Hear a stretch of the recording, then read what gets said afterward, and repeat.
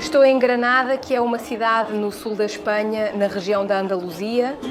É muito famosa por coisas como a cultura de tapas e comida deliciosa, a icônica dança flamenca e alguns monumentos realmente famosos como a Alhambra. Nos próximos dias explorarei tudo o que a cidade oferece.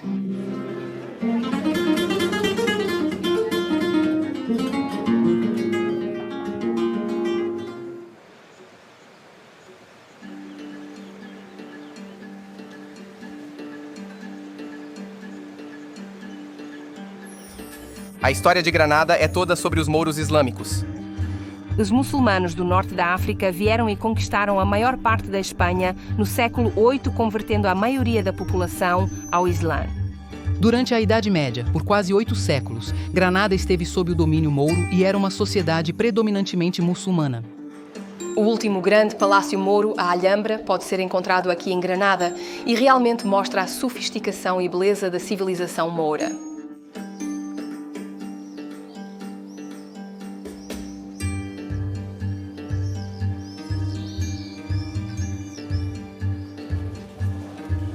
Estou aqui nos Palácios Nasrid, na Alhambra.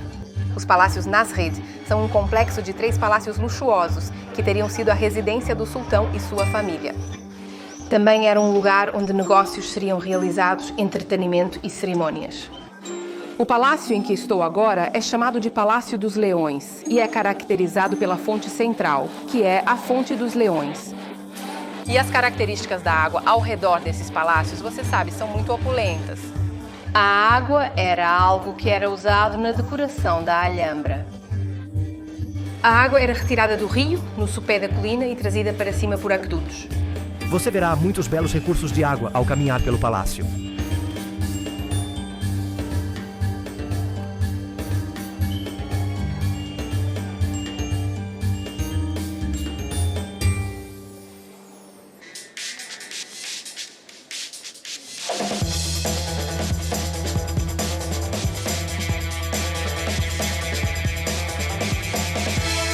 Na religião islâmica, é proibido criar quaisquer imagens de criaturas vivas ou seres humanos. Então, o que você encontrará nesses palácios é muita caligrafia árabe bonita. Há muitos poemas e citações do Alcorão por todo o palácio. E a frase "Deus é o único vencedor" é repetida cerca de 9.000 vezes ao longo.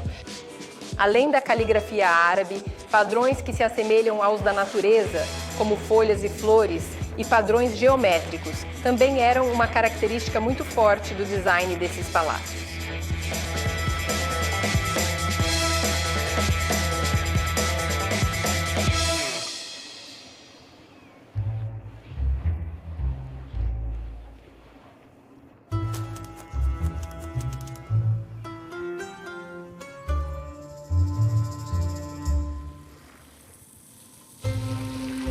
O dia do alívio da rena era o perfeito jardim de verão árabe e era um retiro de verão real para os reis virem e relaxarem. É caracterizado por recursos de água e vegetação exuberante, e para os muçulmanos era essencialmente a coisa mais próxima da interpretação do Alcorão do Paraíso. A água, que era tão escassa e preciosa na maior parte do mundo islâmico, era o símbolo supremo da vida e é muito integral ao espaço que a Alhambra criou. Então você verá que essa fusão e a mistura de plantas, água e edifícios é incrivelmente emblemática do design e arquitetura islâmicos.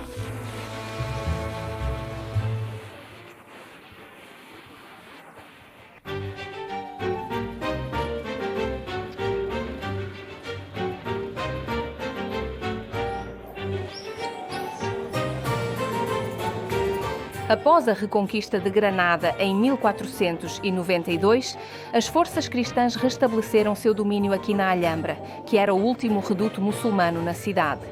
O rei Carlos, o V da Espanha, era um rei muito poderoso e construiu o Palácio Renascentista durante os anos 1500, bem aqui no meio dos terrenos da Alhambra. Algo que era típico das civilizações conquistadoras era construir seus palácios em cima dos palácios dos inimigos. Esta estrutura incomum de um palácio em círculo e quadrado é renomada na Espanha por ser o melhor exemplo de um palácio renascentista.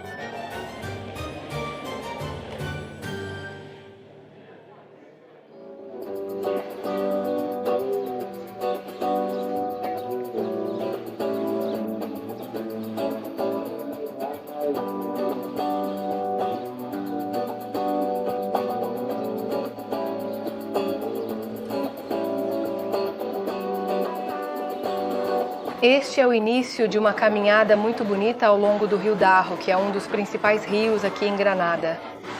Ele corre ao longo das encostas do Palácio Alhambra e foi muito integral no fornecimento de água para os palácios.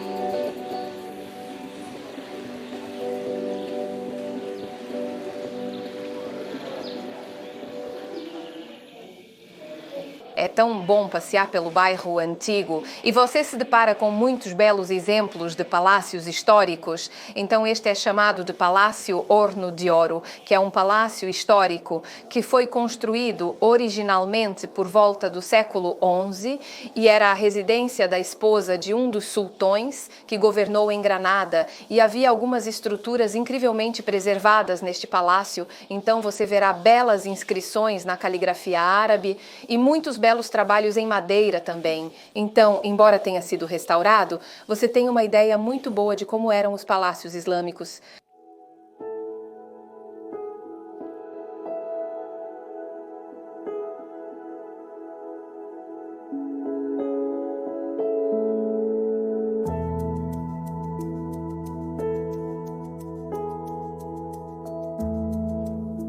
Estes são conhecidos por serem os banhos árabes mais antigos de toda a Península Ibérica. Eles datam de cerca do século XI a.C. Eles eram chamados de hammams ou banhos públicos, uma parte muito integral da cultura islâmica. Então, essencialmente, era parte de um ritual de limpeza espiritual e física que aconteceria nesses hammams.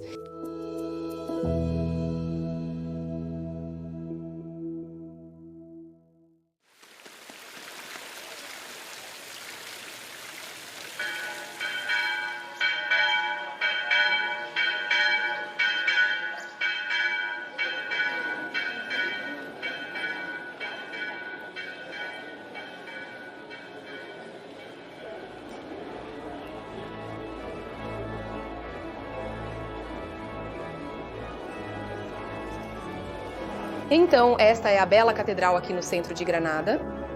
E eu acabei de me deparar com este casamento. Então, a todas essas pessoas vestindo roupas absolutamente fantásticas. E isso dá uma sensação muito espanhola de presenciar algo tão local como um casamento espanhol acontecendo em um dos monumentos mais emblemáticos aqui na cidade.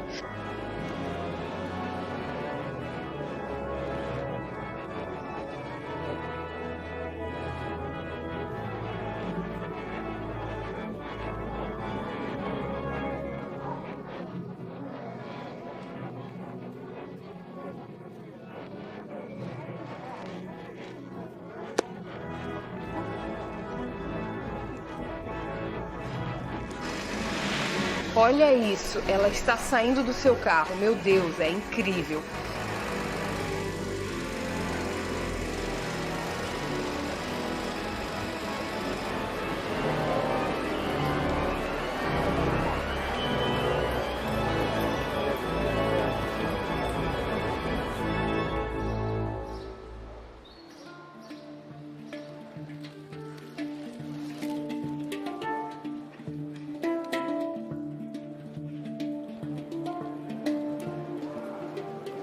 Em contraste com a arquitetura morisca que você verá pela cidade, você também tem belos exemplos da arquitetura cristã que foi construída quando Granada foi reconquistada pelos monarcas cristãos em 1492. Então, estou aqui no centro de Granada e estou apenas dando uma olhada na Capela Real. Então, este é um ótimo exemplo da arquitetura renascentista e gótica que surgiu após o período mourisco aqui na cidade. Esta foi encomendada pelo rei Fernando e pela rainha Isabela depois que eles conquistaram a cidade e queriam construir uma capela para o local de seu sepultamento, essencialmente. Então, ambos estão enterrados nesta capela, junto com algumas outras figuras reais muito importantes.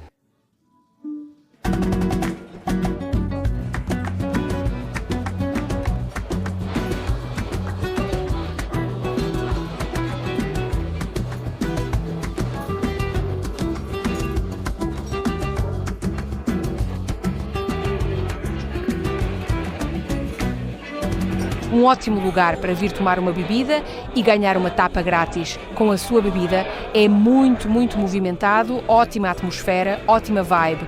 Acabei de pedir um prato de jamon belota, é isso que eles são conhecidos. Amo absolutamente Jamon.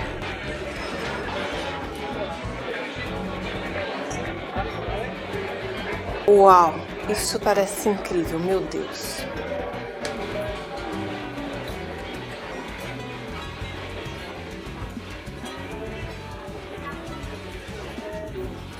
Esse presunto literalmente derrete na minha boca, isso é inacreditável.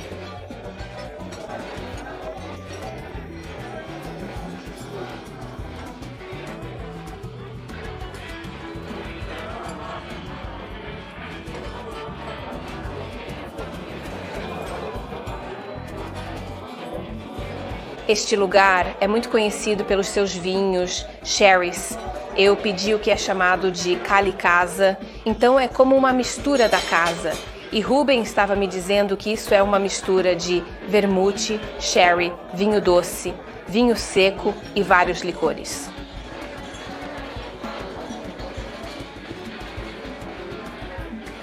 Uau, é doce, é doce. Quase me lembra um rum com coca, mas não tão doce. Como rum, muito refrescante.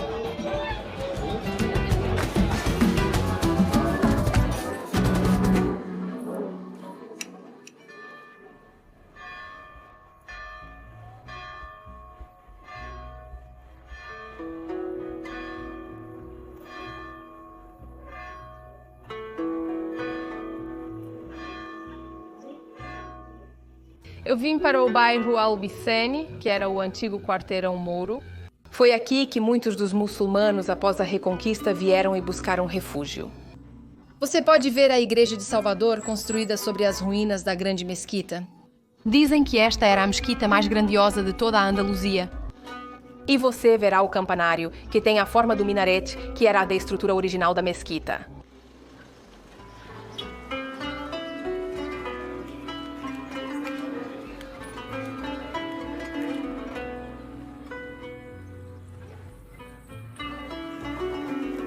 É um bairro tão bonito por onde você anda, há esses lindos vasos de plantas nas janelas dos diferentes apartamentos. Também há muita herança mourisca, então, onde quer que você olhe, pode ver caligrafia árabe ou os azulejos mouriscos. Então, é muito perceptível, você realmente pode sentir esse legado muçulmano neste bairro.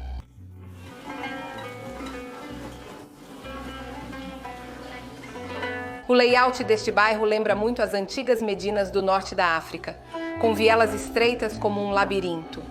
Também havia uma razão estratégica para construírem o bairro daquela forma. Se invasores tentassem atacar a cidade, seria fácil para eles ficarem presos porque se perderiam.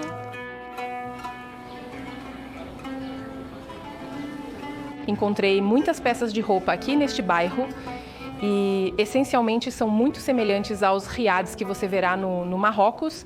São casas muito privadas do lado de fora, então você não consegue ver nada, mas por dentro seriam caracterizadas por um pátio exuberante. Normalmente uma fonte de água no centro do pátio e, ao redor, muita vegetação exuberante e frutas e legumes crescendo.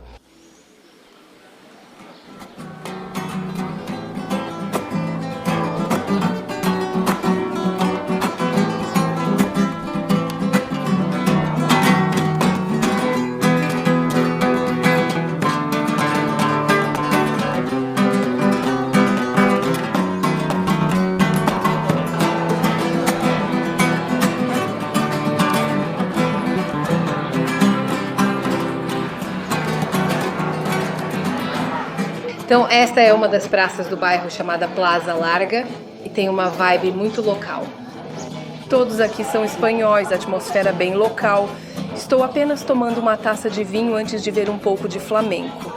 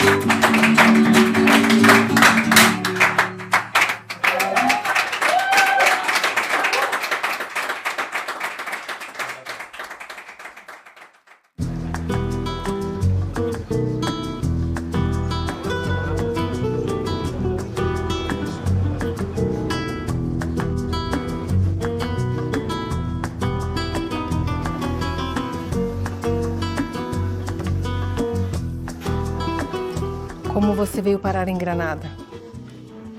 Vim como estudante e pensei que lugar agradável. Gostei muito. Você estava estudando espanhol na faculdade? Eu estava estudando História e Estudos Hispânicos. Vamos comer salmorejo e depois algo mais também. Isso é bem característico da Andaluzia, não é? Sim, é muito andaluz. Então, se você pegar um pão estilo baguete e deixá-lo ficar mastigável ou duro como uma pedra, retire os pedaços pequenos no meio, coloque seu azeite em abundância, muito azeite, bastante, o alho, sal, os tomates, obviamente misture tudo, polvilhado e decorado, digamos, com ovo cozido e algum jamon ou às vezes algum atum.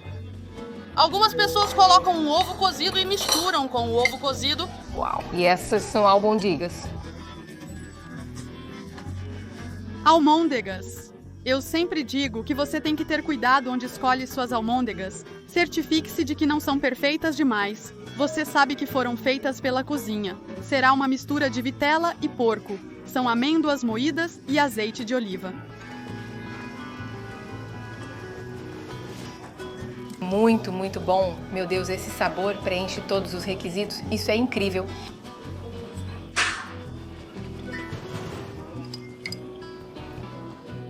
Então foi assim que você se apaixonou por Granada durante o seu ano no exterior? Quanto tempo você mora em Granada? 26 anos, eu estive aqui mais tempo do que vivi na Escócia. Então você é uma granadina? Uma granadina, se você está sendo educado. Granaína é mais informal, sim. Uma granaína. Você conhece suas palavras. Sim, isso é bom.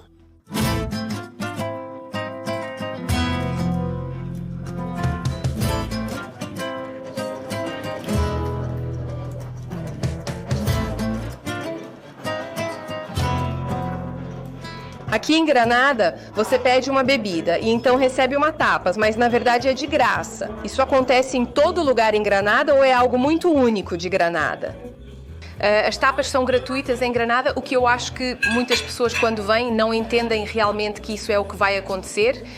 Cada vez que você pede uma rodada de bebidas, receberá uma tapa diferente se ficarmos por 3 rodadas. Este é outro tipo de tapas típicas da Andaluzia, ideais para os amantes de peixe. Fedorento e saboroso. O que é? Que tipo de peixe é esse que foi pescado? Anarim, que é um tipo de sardinha. Eles têm um pouco de pão, pizza, tomate e muito azeite de oliva. Isso por cima é orégano? É orégano? Pode ser, ou talvez uma mistura de especiarias. Muito peixe.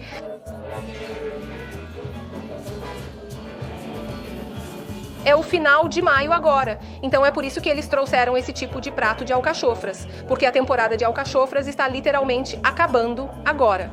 Tupper é muito sazonal.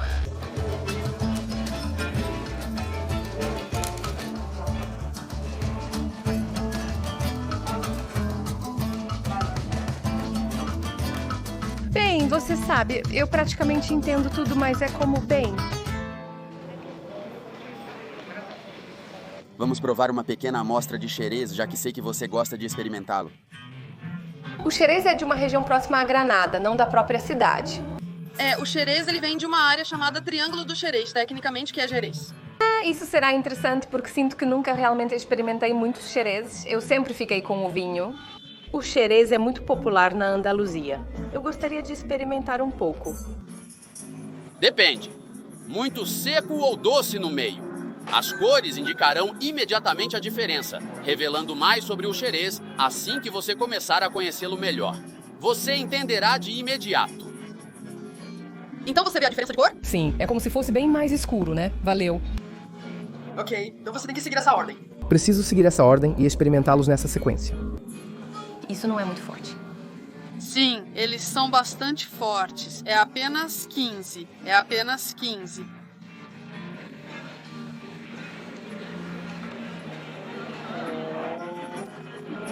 Certo, vamos tentar o segundo, então. Tudo bem, o segundo é palo cortado.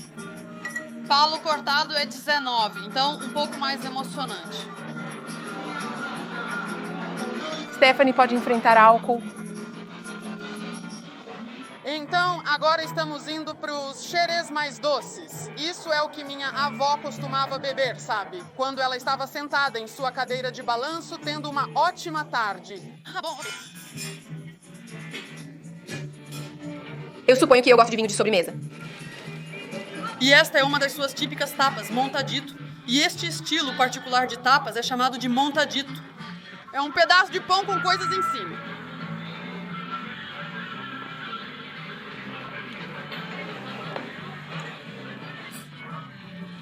Bem, é chamado de melva, então é um atum mais oleoso e é muito saboroso. Apenas um pouco bagunçado.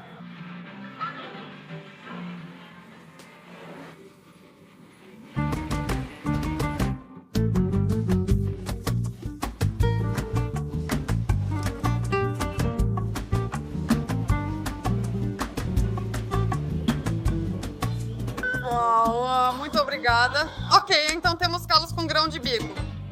Calos com grão de bico. O que significa? Grão de bico são garbanzos e calos são tripas. E as tripas são como? É porco, verdadeiro porco. Pedaços e partes. Pedaços e partes. Como quais pedaços e partes? Todos os tipos de pedaços e partes. Os grão de bico também parecem mostrar essa herança morisca. Está presente em todos os alimentos sem que as pessoas percebam, como um ensopado saboroso. Muito bom. Isso... Eu acho que quando você diz dobradinha no começo, você pode se sentir um pouco desanimado, mas é muito saboroso.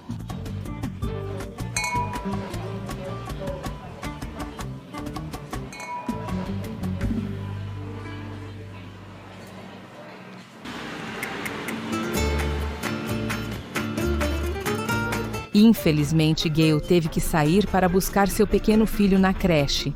Mas ela disse que valeria a pena ir a esta típica panaderia, que é, você sabe, onde vendem muitas sobremesas e experimentar a sobremesa muito emblemática aqui em Granada, que é chamada de Pionono.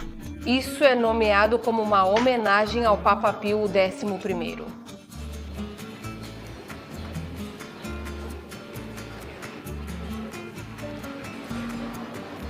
Ah, isso é delicioso. É muito esponjoso, muito úmido, tem creme e canela por dentro, você realmente pode sentir o gosto da canela. Se você vier para a Granada, peça um Pionono.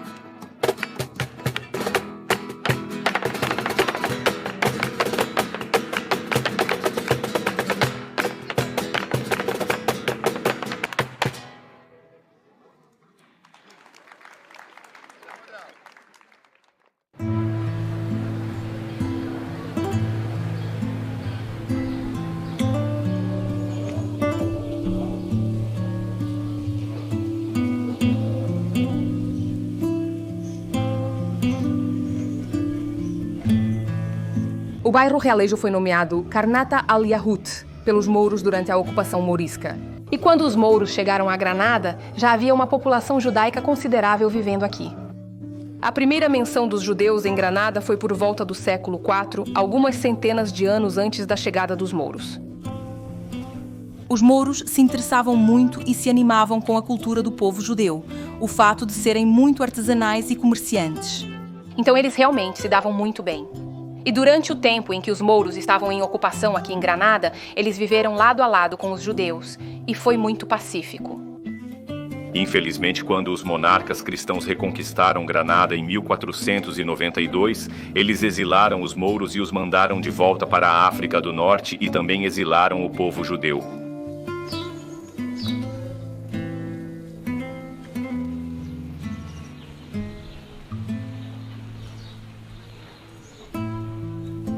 As ruas são lindas, com muitos degraus íngremes, típicos dos bairros judeus.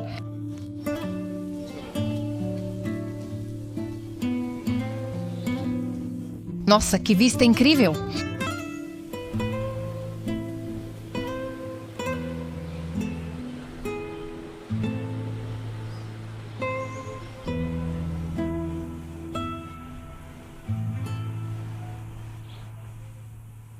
Esse bairro também é conhecido pela incrível arte de rua presente nas pequenas ruas.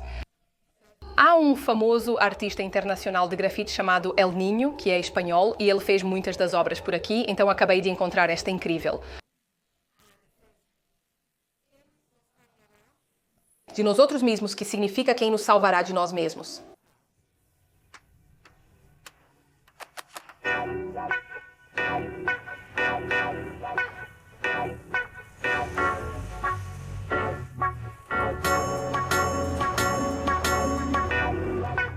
Você pode dizer que todos esses grafites são do El Niño, porque você pode ver que eu acho que essa é a marca dele. Veja, a marca está aqui também como uma espécie de semicírculo.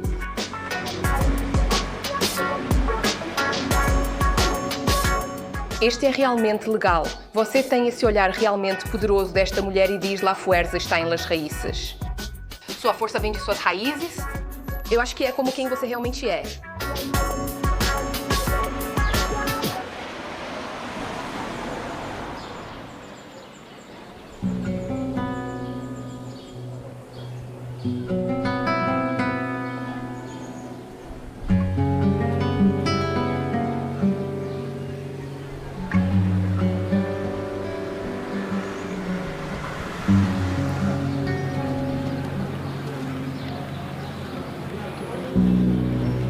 O bairro de Sacromonte é caracterizado pelas casas-caverna, que são esculpidas nas rochas. A história de como essas casas-caverna surgiram é um pouco obscura, mas acredita-se genuinamente que foram os mouros que descobriram que havia pedra macia e que você poderia realmente esculpir nela. Eles construíram essas casas após a reconquista pelos monarcas cristãos em 1492, pois foram exilados da cidade de Granada. Assim, foram marginalizados pela sociedade. Então, os gitanos vieram para Andaluzia e também se estabeleceram no bairro de Sacromonte. Os mouros foram exilados da Espanha e voltaram para o norte da África. Então, os gitanos são realmente os que continuaram vivendo no bairro de Sacromonte e esculpindo casas nas rochas. Então, é muito um bairro que é sinônimo dos gitanos e de sua cultura. O flamenco, ao qual eles contribuíram significativamente, é a principal coisa. Você pode ouvi-lo em todos os lugares. E até hoje é algo que é muito representativo deste bairro.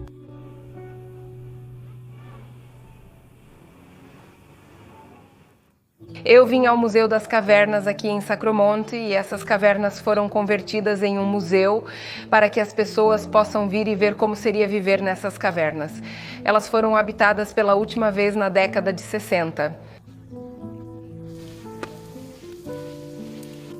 Então essa caverna mostra o layout de como teria sido. Então você tem o quarto bem no final, teria a cozinha na frente da caverna para uma boa ventilação e então meio que um banheiro, a pia e a sala de estar no meio dos cômodos. É uma caverna muito pequena e teria grandes famílias que viveriam nessas pequenas cavernas. Dá para imaginar como teria sido lotado.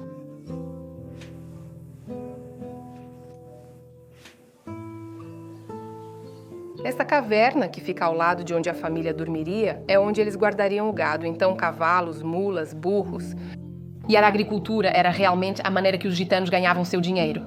Muitas vezes, eles não teriam uma caverna separada para guardar o gado, então literalmente teriam a família e o gado vivendo em uma única caverna.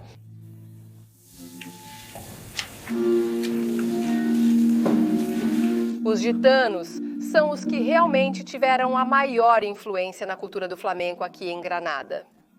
Eles trouxeram um tipo único de flamenco chamado Zambra Flamenco, que se diz ser o estilo dos casamentos ciganos que costumavam acontecer e ainda há muitos shows que continuam agora, dirigidos pelos descendentes das famílias ciganas. Muitas das cavernas neste bairro agora foram convertidas em bares de flamenco, muitos deles pelos descendentes de alguns grandes artistas de flamenco.